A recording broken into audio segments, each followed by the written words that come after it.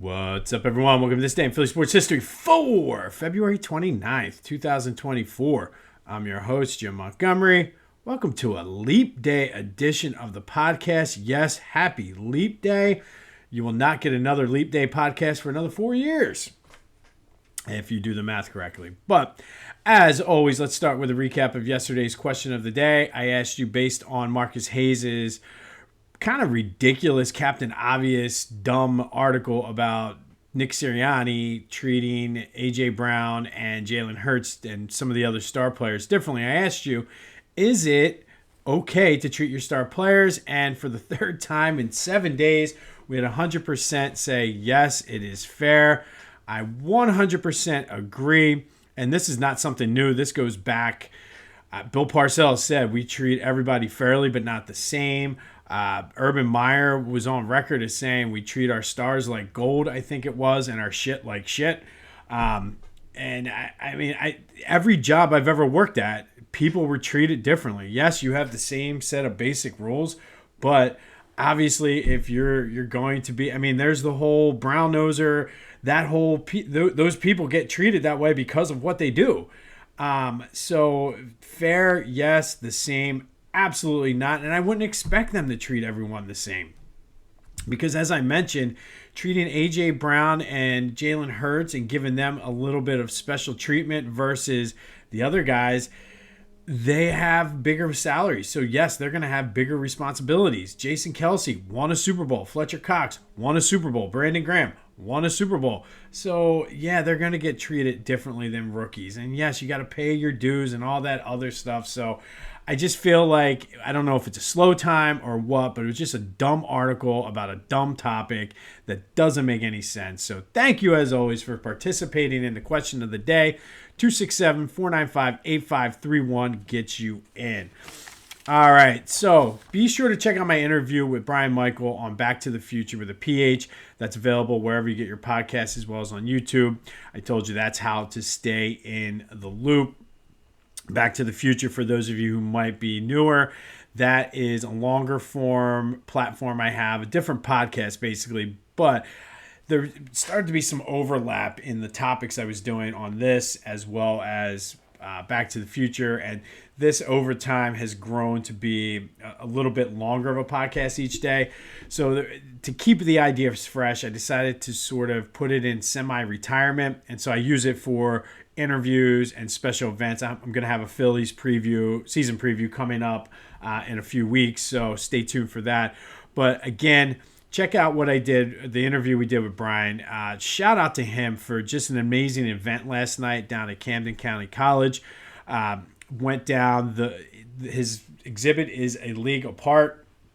Talks about the barrier breakers and the legacy of the Negro Leagues in this area, Philadelphia and South Jersey, which the legacy for South Jersey, and it was interesting to hear some of the guys speak, and I'll go a little bit out of order, but Michael Everett, who is I don't know if he was the founder or the president or what his thing, but I think he was the founder of the Pop Lloyd Committee, and just to hear him talk about how many Negro League teams there were in South Jersey and how it was very sort of in the shadow, and Brian talked about this a little bit too, in the shadow of Philadelphia, New York, and everything. But there was just a lot of good players, and I'm excited. My in-laws go down to Cape May every summer. So I know there was a team in Cape May, so I'm interested in kind of learning more about that. Milt Thompson was great, and just it was interesting that both of his parent, or his dad and his grandfather, both played in Negro League teams in Maryland. Excuse me. He said that and they just like to kind of put it into context too, I think was important. He said like they would go to work, labor jobs, blue collar jobs, Monday through Friday, play a doubleheader on Saturday, single game on Sunday, and then go right back to work on Monday. So they didn't have time to practice.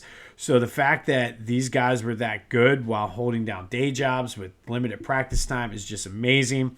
I will say it was kind of refreshing to hear Milt speak, because you could tell he's definitely an old school baseball guy. And somebody had asked the question, or he might have brought it up, about Like he was talking about, everybody wants to hit home runs. So when he's coaching, he was like, bunt the ball.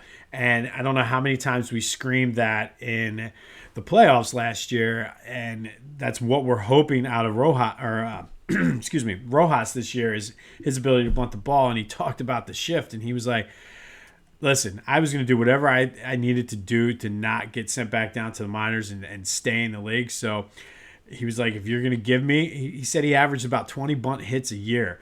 And he was like, if they played back, I'd bunt for a hit, beat it out. As soon as they moved in, bloop it over their head. So it was just very refreshing, I felt, to hear him kind of say a lot of the things we've been saying, especially on this podcast about playing small ball and things like that.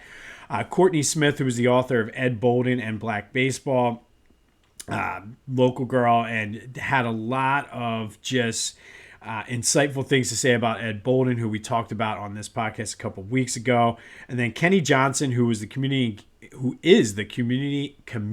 I'll get it out, a community engagement manager for the Phillies, spoke just about some of the new things the Phillies are doing. Apparently there is a new Philadelphia Stars exhibit that's going up, and obviously a lot of that is on the Hall of Fame level. But and he said, like, they do tours all the time, especially during the summer. I've taken one before. It's actually very cool to just take the tour. So call up Citizens Bank Park.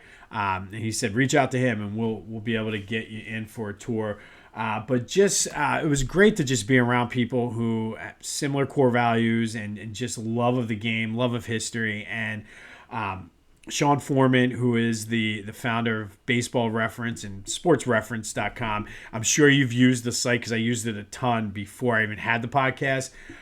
Talked about the effort to really include Negro League stats into Major League stats, and really like rewriting the record books literally. And so it's just pretty cool how it's starting to gain more momentum, and just to be able to celebrate. And one of the things he said that really stuck out, and it's the last point I'll make on this, is, and I say it all the time, like, I just want to sometimes get these people's names out there because they've contributed so much throughout this entire month. We've been doing the Black History Spotlight, and a lot of these folks I've never heard of, I'm sure you've never heard of, and to get their names out there and to be able to celebrate what their accomplishments are is just phenomenal. And I think that's the next part. So Major League Baseball is already recognizing the Negro Leagues as major leagues. They're recognizing their stats. They're putting these guys into the Hall of Fame.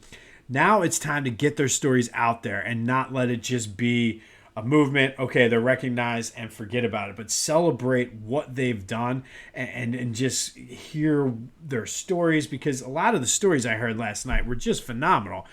And knowing that, and this is the other piece of it, putting into context what they accomplished based on what they were going through. So even a guy like Jackie Robinson, to put up Hall of Fame numbers and be a solid player despite everything he was going through. And again, if you watch the movie 42 with Chadwick Boseman, like the whole Jackie Robinson, and they all said it, it's not even like the players were bitter, but they knew Jackie Robinson wasn't the best Negro League player, but he was the right person that had the makeup for the job. So just an amazing night. Thank you, Brian, for putting this together and allowing me to be a part of it.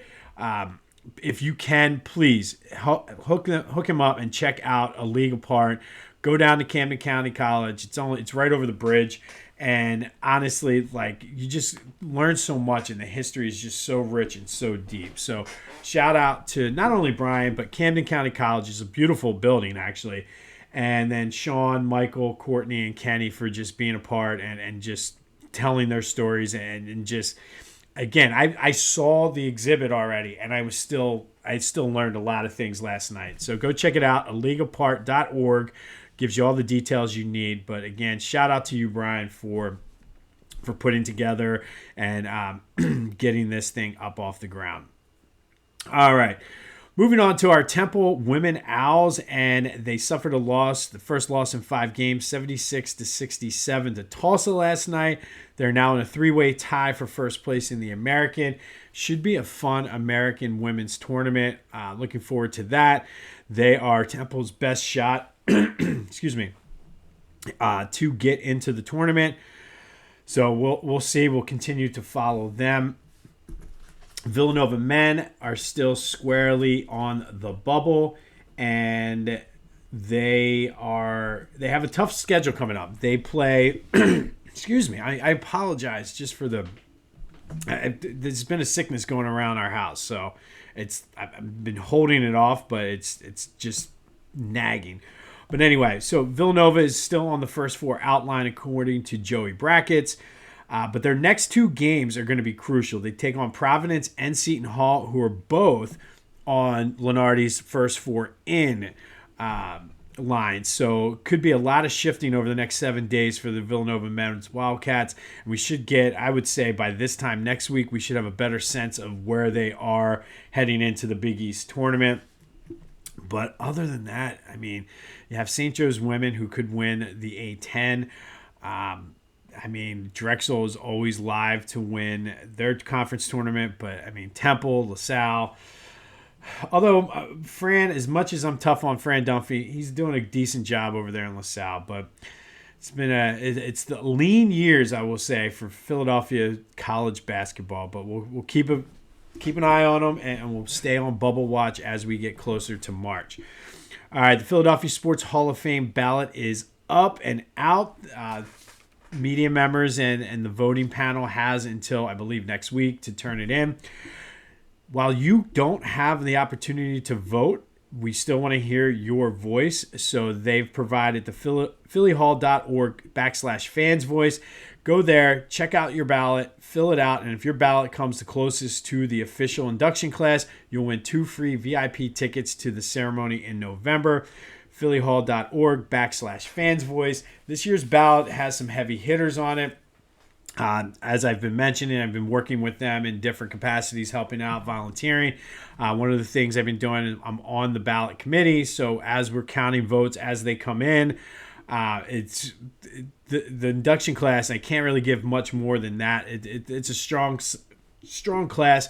Or a strong list of nominees. So go to phillyhall.org/fans voice. The link is in the description. Fill out your ballot so you can see who's on there. And if your ballot comes closest to the official induction class, you will win 2 free VIP tickets to the ceremony. Deadline for that is March 8th. All right, so Sixers news. I want to touch on the Sixers before we get further into today's episode. And they're in trouble, and there's no other way to put it. They are squarely in the play-in tournament conversation. They're tied right now for the 6th seed with Indiana. The schedule gets a little bit easier. They just went through a brutal stretch of games against playoff teams. Also didn't help that Joe was out. But they're in the bottom third of the remaining strength of schedule, which bodes well for them. But they are, like I said, squarely in that playing conversation, which really we got to figure out. Is it better to, obviously if Joe is 100% healthy and it's just a conditioning thing, you bring him back. And it doesn't matter whether you're playing tournament, 6 seed, 5 seed, whatever it could be. But if there's any questions of him being still slightly banged up, you just let it go. You don't.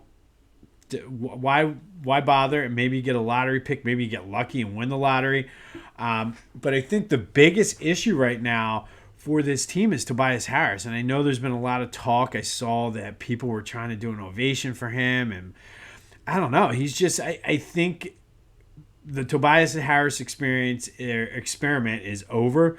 I think, yes, he's in a slump, but I think this has been typical of his whole career here. He's not the option consistently that we need. We don't have a third option really on this team. And truthfully, Maxi's been balling out for the most part, and nobody else has been supporting him. And so that leads us to today's question of the day. Who is the third option? I saw a couple people talking about this on Twitter yesterday, but they don't have a third option. It's Joe, Tyrese, and then is it Tobias? Is it Buddy Hield, Kelly Oubre, or somebody else? It seems like to me it's always somebody different each game, and you can't. Yeah, I mean through the course of a season you're going to have it, but I feel like you need somebody to be consistently your third option. And after all the trash his dad talked about, oh, he's this, he's a scorer. Tobias has really been letting us down, especially with Joe out. And I think the headline in the Inquirer today was he's letting us down when we needed him the most. And I think it's time to just say it's over. And I don't expect him to be back next year. And that leads into what do we do? Like if Joe's not 110% healthy, I think you just let him go. Like, you just let him sit out. Like, you don't necessarily – if he's 99% healthy, like, I don't even want to take that 1% chance. So that's a bonus question of the day. What should the Sixers do with Joe? But the question of the day, 267-495-8531. Who's the third option for the Sixers? Is it Tobias, Buddy, Kelly Oubre, or somebody else? B-Ball Paul? Let me know what you think. Send a voicemail, text message on this, what the Sixers should do with Joe, and anything else for your Philly sports. Just rant if you need to. It's been a frustrating couple months here, a frustrating start to 2024 for the Philly teams. So get on, just vent. We're continuing our Festivus and just air your grievances if you need to. 267-495-8531. All right, JT, Alec Boehm, and Bryce Harper all made their spring training debuts yesterday. JT and Alec hit home runs. It's been 5 years since we've signed Bryce Harper, and I will have to say, I think that the 5-year mark, it was a pretty good excuse me. I apologize for the frog in my throat. But I will say, 5 years, I think it's been a very good pickup for the Phillies. Still 8 more years to go. I don't know if I'd entertain an extension yet.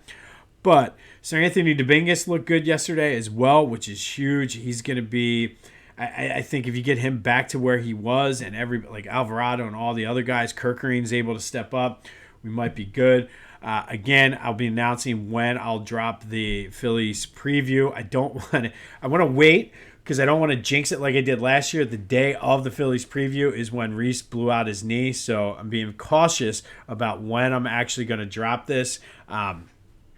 But it was actually, like I said, he blew out his knee an hour before I recorded. So I want to be very, very careful. But they are on TV today on MLB Network, so I will definitely have that on over here in the background. But I talked to Ryan from Philly Goat yesterday. Tomorrow is probably the deadline to get your gear in by St. Paddy's Day. You're likely not going to get your shoes in at this point if you get the McGillans. But he did tell me he wears the ones on the fans all the time, and he's like, they're so comfortable. They're all handmade. So go to phillygoat.com. Last chance to get your St. Patrick's Day gear. Get the shoes. He said they're comfortable. I can't wait to just order one of every pair. But the deadline, he did say, to make sure you get it for St. Paddy's Day is tomorrow, March 1st. While you're there, use the promo code Jim Montgomery for 10% off your order. You guys have been great with helping him out and supporting him and using that promo code. So just continue, get your St. Paddy's Day gear, get ready for Philly season. The Union, we already talked, they kicked off. Just go to Philly Goat, use the promo code Jim Montgomery for 10% off your order. All right, today is a leap day, so the pickings were slim for what we really had. And truthfully, other than some random college basketball games, which I could have gotten into, there wasn't much to go by. The Union are 0-1 all-time on leap day. The Sixers are 7-6 all-time on leap day, ironically enough.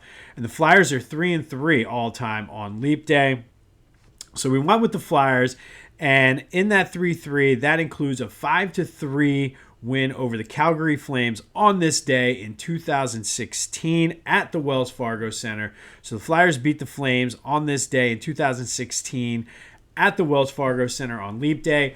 Wayne Simmonds had 2 goals, including a power play goal. But the huge story was Brayden Schenn, who had a Leap Day hat trick, including a power play goal. So it was all Wayne Simmonds and Brayden Schenn on this day in 2016. Brayden Schenn with the Leap Day hat trick. I should have looked up how many times a player has scored a hat trick on leap day. I'm sure it's happened at least one other time, but still a pretty impressive feat for Brayden Schenn on this day. That 2016 Flyers team qualified as the second wild card in the East, but quickly got bounced in the first round of the playoffs by the Capitals, 4-2. But again, it was the rare leap day game. It happened only 6 times for the Flyers in their history, including this day in 2016 when Brayden Schenn hit a power play goal en route to a hat trick in front of the hometown crowd at the Wells Fargo Center. So shout out to you, Brayden. And not to be outdone, Wayne Simmonds had 2 goals as well as a power play goal. So good day overall for those 2 guys on leap day for the Flyers. All right, and finally today, our final Philly Sports Black History Spotlight. I had a lot of fun doing this, as I mentioned and said even at the beginning of the show. It's good to get these guys' names out because a lot of them just are either forgotten or just didn't receive the coverage during the time of their when they were alive and when they were playing their respective sports. But today we're going to talk about Harold Johnson, who was a light heavyweight champion. He is a Manioc native, started boxing while he was serving in the Navy, turned professional in 1946, and quickly went 24-0 before losing to Archie Moore. He and Archie Moore had a great rivalry. They fought a total of 4 times, but it was Moore getting the best of him 3-1. So it was kind of a lopsided rivalry, but that's okay. Johnson would go on to win the NBA light heavyweight title in 1961. Then went on to win the New York State Athletic Commission as well as the Ring Magazine light heavyweight title in 1962 before losing it in 1963.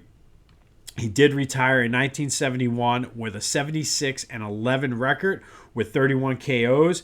And just like we talked about Bobcat Montgomery the other day, Harold Johnson only was knocked out 5 times in his 11 losses. So like these guys were tough as well, especially at a time when a lot of times these boxers would fight a lot of times per year, way more so. Like now a boxer might fight once or twice a year max. Back then they were fighting like 5-6 fights a year. So to only get knocked out 5 times in your career is pretty impressive. Now, Harold's dad was also a professional boxer, Phil, and he and Harold became the first father-son duo to fight and ultimately lose to the same boxer. And you want another just bonus Philly tie-in for the last day of our Black History Spotlight? That boxer was Jersey Joe Walcott, and they fought each other 14 years apart. So Jersey Joe Walcott was the first boxer to defeat a father-son duo. But back to Harold Johnson. He is in the International Boxing Hall of Fame, the Philadelphia Sports Hall of Fame, considered one of the better light heavyweights of all time, specifically from this area. Manioc neighborhood, my old stomping grounds. But shout out to you, Harold Johnson, today's Philly Sports Black History Spotlight. And again, thank you I really enjoy when we do the Black History Spotlight and just really, like I said, diving in and hearing these folks' stories and getting it out there. They deserve, guys like a Harold Johnson, probably unsung because of the end of his career coincided with Joe Frazier. So everybody loved Joe Frazier, and back then it was all heavyweight. Not like today, the shift has been more toward the lighter weights. But back then it was all heavyweight. So Harold Johnson, shout out to you, International Boxing Hall of Fame, Philadelphia Sports Hall of Famer, and from my old stomping grounds, which you gotta love. On this day, back in 2016, the Flyers beat the Calgary Flames 5-3. Brayden Schenn with the leap day hat trick. Phils are on TV today. Looking forward to that. Don't forget to get your St. Patty's gear from Philly Goat by tomorrow to make sure you get it in time to wear out. Tomorrow is March 1st. We will be starting our Women's History Spotlight which again is always fun as well. And just like the Black History, getting these ladies' names out there. Looking forward to it. If you want to go back and listen to any of our Black History spotlights, just go back through the archives and check it out. I think hopefully I did a good job getting a wide array of sports and time periods and things like that. But if you have anybody that you would have liked me to see, let me know. I'm always taking notes and thinking forward for next year.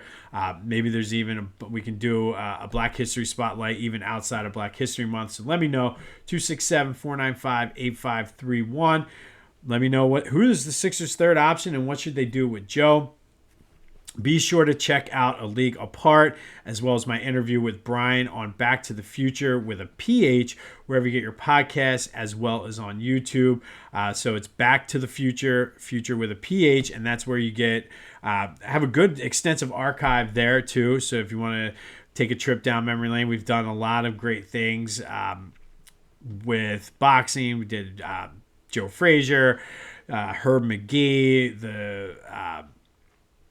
the Frankfurt Yellow Jackets. So many great things on there. So go check it out. Like and subscribe to the YouTube channel, Jimbo_Mont. Thank you for listening. Happy Leap Day. And if today is your birthday, really live it up, because you won't have another birthday for 4 years. Just kidding. I'm kidding. But as always, this has been This Day in Philly Sports History. I'm Jim Montgomery. And until next time, I'll see you when I see you.